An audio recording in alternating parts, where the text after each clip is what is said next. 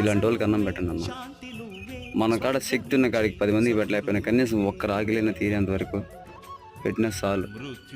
ఎవరు వస్తారా, నీళ్ళు ఇచ్చిస్తారా, అన్నం పెడతారా అని ఎదురు చూస్తారు. రోడ్డు మీదనే పనుకున్నారు పాపం. ఇల్లులే వాకిల్లే వీళ్ళకి అన్నీ ఉంటాయి.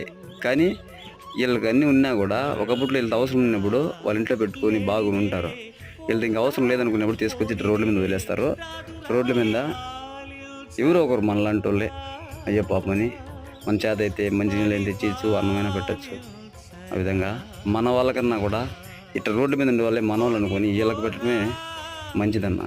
మన వాళ్ళు అనుకున్న ఎవరికి మనకి ఎప్పుడు ఎంత చేసినా కూడా మన వాళ్ళు మనకి బాధ పెడతారు. కాబట్టి ఏ సంబంధం లేని వాళ్ళు ఇలాంటి వాళ్ళకి పెట్టండి. మనకి మంచి ఇలాంటి పరిస్థితులు మనకి రాకుండా రేపు దేవుడు మనందరూ ఉంటాడు. నేను అందరికీ పెట్టాలని అనుకుంటాను, కానీ పెట్టలేని అంత శక్తి నాకు లేదు. కానీ ఒక్కరికన్నా పెట్టచ్చని పెట్టాను. మీరు కూడా ఆ విధంగా చేయండి.